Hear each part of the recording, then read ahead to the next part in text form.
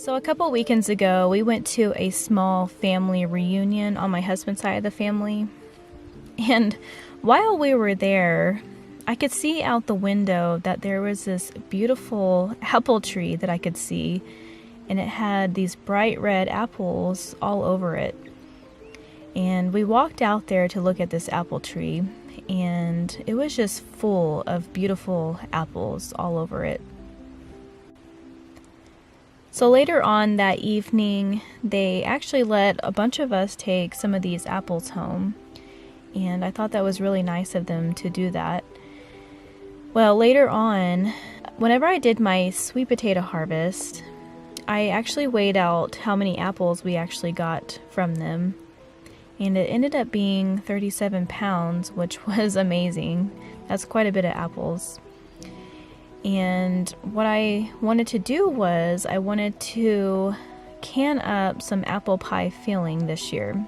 So it was a perfect thing that they gave us all these apples, and I just knew right then I wanted to make apple pie filling because I love making pies in the fall and winter.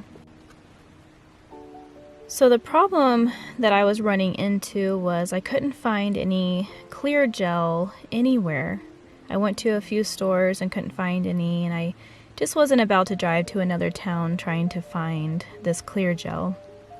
And I got online to look, and I think the cheapest thing that I found was $15, or, it was $11 and you had to pay shipping, and it just wasn't worth it to me to be ordering something online like that. So what I decided was I was just going to go ahead and freeze it, because I have just enough freezer space, and that's just what I ended up doing, and it's perfectly fine.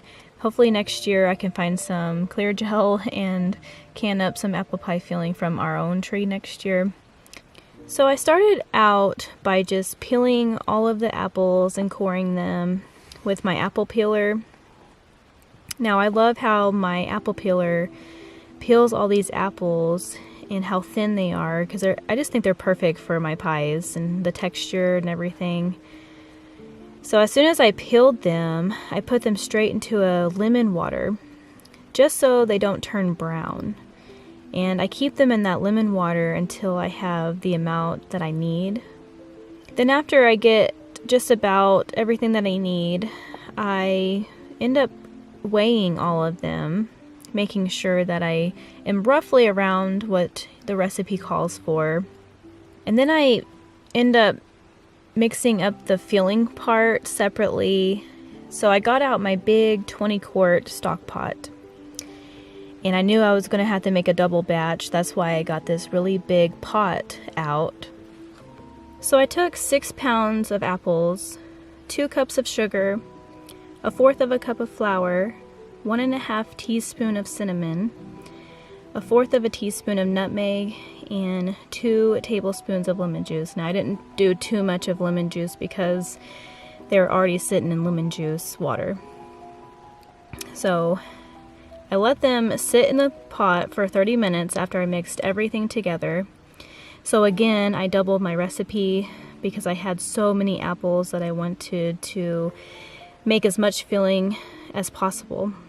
I found it way easier mixing everything on the ground because I'm a little short and it was a little hard for me to stir the double batch that I had.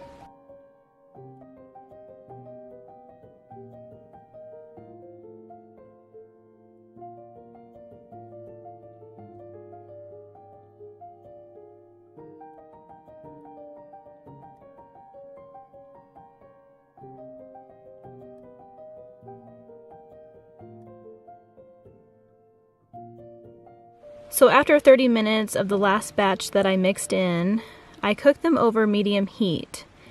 Now this took a while since it was a double batch. I just sat by the pot stirring, making sure nothing was going to burn. When it started to look thickened, I removed the pot and I ladled them into these freezer containers. Now these freezer containers are really handy to have. I made sure to leave about 1-inch headspace so that they had room to expand. Then I add the lids on and I let them cool completely at room temperature before I put them into a freezer. Now I think next time I will use brown sugar instead of white sugar, just because I like the taste of brown sugar. Now these 2 batches gave me a total of 10 containers to freeze.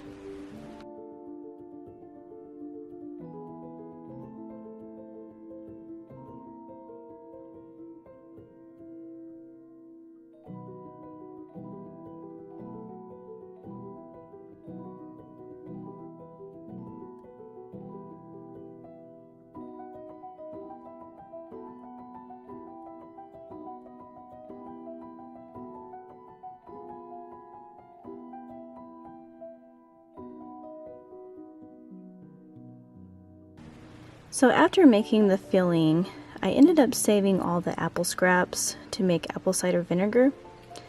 It's really easy to make. It's just 3 ingredients. It's apple scraps, water, and sugar. But honestly, you don't really need the sugar unless you want to speed up the process more. The sugar just provides the bacteria to feed on, and apples already contain enough sugar, so you don't really need the sugar.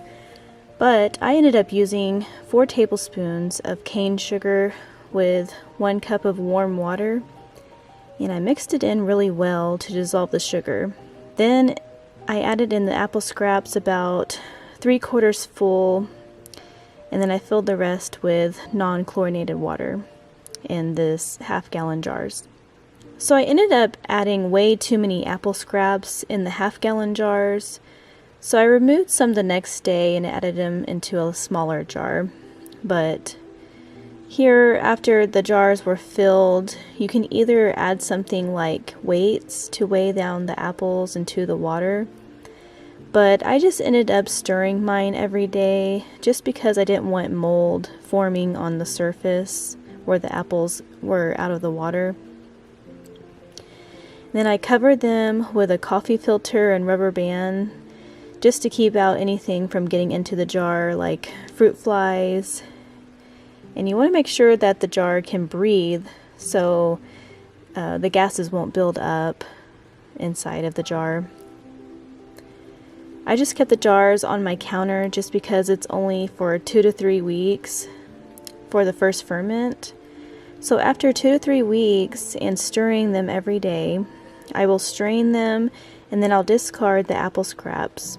Then I'll continue using coffee filters and then I'll start the second ferment. But this time I will put them in a cool, dark place for 4 to 6 weeks. Then I will place regular lids on the jars after the second ferment is over, and then that's when you can start using the vinegar.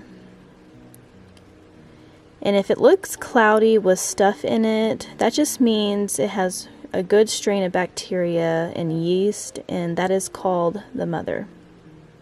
And I like to mention, whenever you're doing the first ferment, and if you start seeing bubbles forming, that's a really good sign in that everything is going really great. So I have a terrible time every time that I try to ferment something like sourdough starter, and making this apple cider vinegar has brought in so many fruit flies, and I have tried everything to try to get rid of these fruit flies, and I finally found something that really works really good. I ordered these little strips. It has a front and back where you can peel off each side, and it's really sticky. It's a yellow color, and I don't know what it is about this, but I just lay this sticky side up on top of my apple cider vinegar, and it has collected I don't know how many fruit flies in just 3 days. And after 3 days, I mean, I've probably seen one here and there, but after the 3 days, I honestly have not really seen fruit flies flying around, because they'll just land on that paper, that sticky paper, and just stick to it. But I appreciate you all watching, and I'm going to link some things down in the description below this video on the stuff that I have ordered, like the freezer containers, the fruit fly sticky pads. So if you guys want to look down in the link below, I will post that just so you guys can find that. But I really appreciate you guys watching this video, and I hope you guys enjoyed it.